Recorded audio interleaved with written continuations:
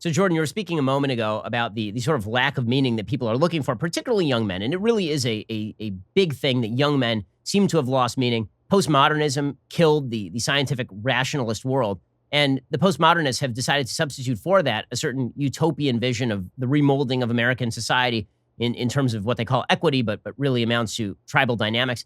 And you see this over and over, the radical left pushing its own version of utopianism.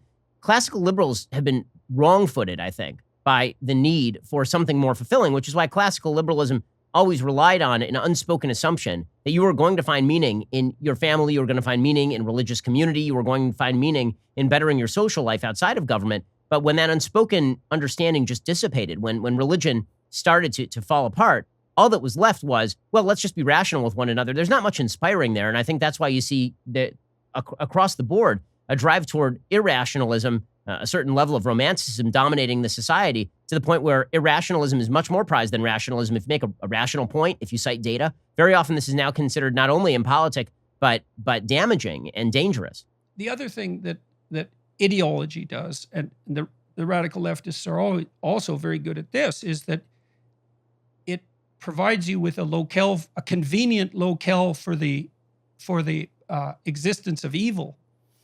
And so if you reflexively identify the patriarchy with evil, well, first of all, that's a powerful idea. It independent of its broad merit. It's true. Now, it's not the only truth and it's not the complete truth, but it's true. The reason it's true is because every hierarchical system tends to degenerate in the direction of power. And all hierarchical systems are less than they could be. And that's partly because of the possibility that power and deceit will corrupt them, but also partly because we're willfully blind and deceitful in our own personal lives. And so when you tell young people that the cause of the trouble they see around them in the world, and maybe even the disquiet in their own heart, is the malevolent inadequacy of their society, that rings true. And they don't hear the rest of the story, and it's the rest of the story that I've been trying to tell. They don't hear the story that, don't forget about the evil and corruption that exists in your own heart. And don't forget about the fact that nature, this wondrous goddess as portrayed by the anti-human environmentalists, and by that I don't mean all environmentalists, by the way, that wonderful goddess nature is also trying to make you ill and kill you at all times. And so, but the story that corruption exists in hierarchical structure and that's a consequence of malevolence, the malevolent use of power and deceit, that's true. So it's very motivating, especially if you're young and you're looking for an adventure. Now, it's also too convenient, which is one of its tremendous dangers, because unless you're taught to look within and identify the malevolence there as the primary moral obligation, then you now have an excuse and a moral justification to take out all of your negative emotion, your hostility, your resentment, everything about you that's unexamined on the demonic enemy. And of course, that degenerates with extraordinary rapidity, as we've seen over and over and over. So it's up to the centrists on both sides to deal with this. I've been talking to a lot of the optimist rationalist types on my podcast, Matt Ridley and Bjorn Lomborg and Haidt and Pinker more distantly, but more recently Lomborg and Ridley and Marian Tupy, who's written a lovely book on human progress, 10 things everyone needs to know about human progress. It's something like that, huh? Anyways, one of the things we discussed consistently was the difficulty in promoting the message that all three of these men are very aware of, which is that from a material perspective, in terms of absolute privation, worldwide, humanity is way better off on virtually every dimension you could possibly measure than ever. And most of that improvement has occurred in the last 40 years, and it's been revolutionary in its speed. And no one knows this. And so it's very important to try to think through why that is. Like, that's such a positive message. Now, I talked to Russell Brand about this, and I'm bringing him up for a reason. He's a lefty by temperament and by heart, and his first objection, but he's very thoughtful and quick. His first objection, I pointed out all this data showing that by every possible objective measure, everything is way better than it was certainly 100 years ago, but certainly even 20 years ago, even on the environmental front in the main. And he said, well, what about disparity of distribution? So there's the problem of absolute level of wealth, let's say. That's improving. But there is still tremendous disparity.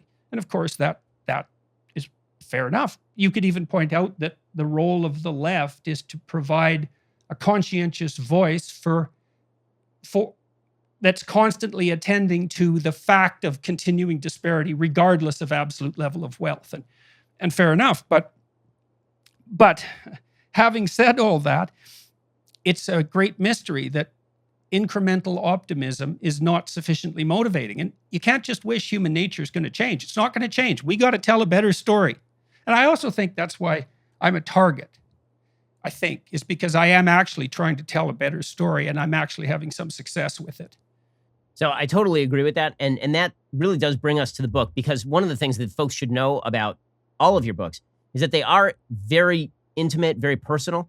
Now, you talk about yourself, but you also speak in a way that most writers do not. You use second person pronouns. I mean, you speak directly to the reader. You say, you feel this way. You think this way. And a lot of people read that and say, I do think that way. This is a person who's speaking directly to me in a way that mainstream political books very often do not. They consider me sort of a widget in whatever ideology they're pushing, or they're considering the value of systems or not systems. But you sort of end around that. And I think that in many ways, that's what members of the left find so threatening, is because if you're a member of the left and you believe that all individuals are essentially just the outgrowths of institutions, and therefore that all change by individuals is going to be insufficient, and that it must be societal change that creates individual change, you're a threat, because you're telling people, well, the systems can certainly get better, but the main threat to you is you. And that is a deeply threatening message to people. And if people find fulfillment in that message, then the left really does have a problem, because if people start improving their lives within the system and not blaming the system for their problems, and instead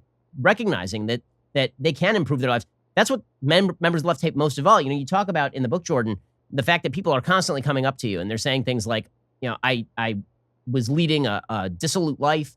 I read your book, I started taking your advice, and I've turned it around, and now I'm doing much better in life. And I'm blessed to have much the same experience from a lot of people who listen to the show, people who have been homeless, who now have graduated Harvard Law School, people who were single moms and then decided to take a college course and figure out their lives, people who have made mistakes and turned their mistakes around.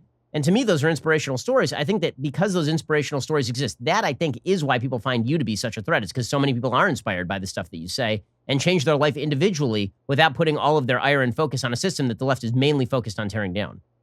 I defy anyone to go read 10,000 comments on my YouTube channels and not come away with a much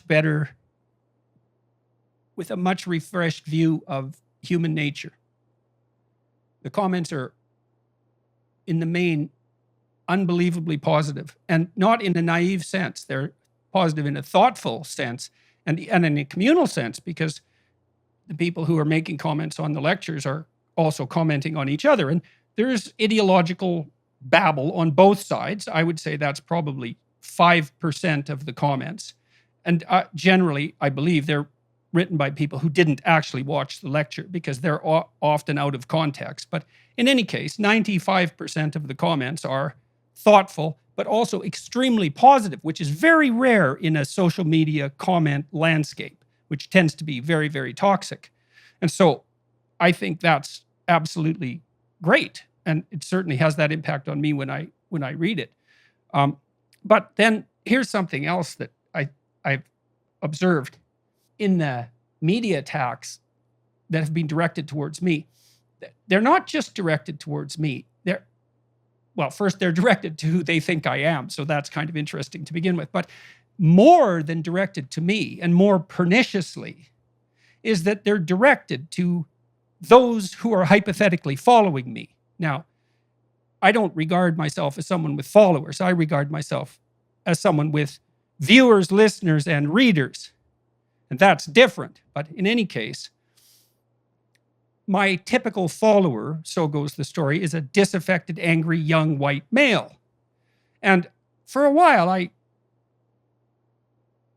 in some sense, pushed back against that and said, well, my audience is about 70% male, but YouTube skews male, so that's perhaps part of the reason. And I see no evidence that it's particularly limited racially or ethnically, especially when I see my lecture crowds and when I meet people on the street. But then I started to realize that that was the wrong response. The right response is, why does it disturb you so much that there's a group of people who, by your own admission, are disaffected and angry and alienated and young, and I'm helping them? And why is that exactly a problem? What is it that I'm supposed to be doing with them? Just out of curiosity. What do you think? If you had your druthers, would I ignore them? Would no one talk to them? Is that actually what you want? Well, the answer seems quite clear, that that is exactly what's wanted. That's what's held forth, because there's this implicit assumption in all of this critique that in my very active aid, I'm doing something immoral. Immoral enough to be parodied, let's say, as Red Skull. And so just what the hell's going on here? It's like, why is that now fodder for parody or slander? Precisely. I mean, do you debate the fact that I'm helping? Well, you go read the comments yourself and see what you think. And so then I thought about that a bunch too. I thought, well, what is it with men, the men that I'm speaking to, let's say, why are they responding positively? Why did they come to my lectures, the biblical lectures even, which is very surprising, right? Because what the hell are men doing at a biblical lecture, especially young men, especially when they could go do anything else and they have to pay for it? It's like, what are they doing coming to this lecture? Well, if the patriarchy is an evil tyranny, then the appropriate attitude towards any male ambition is to not treat it as ambition, but to treat it as nascent drive to tyrannical power, which is certainly what Foucault would recommend, for example, or Derrida, because it's all power. And so if you see some young man trying to stand up and better himself in any dimension, you're not going to trust that. You're going to identify that as the manifestation of tyrannical power. And clearly, if the patriarchy is a malevolent tyrant, then any sign of the desire to contribute to it should be, at minimum, not encouraged, but more subtly criticized and discouraged at every possible opportunity. And that's our culture. If you enjoyed this video, be sure to hit the thumbs up button and share it with all of your friends.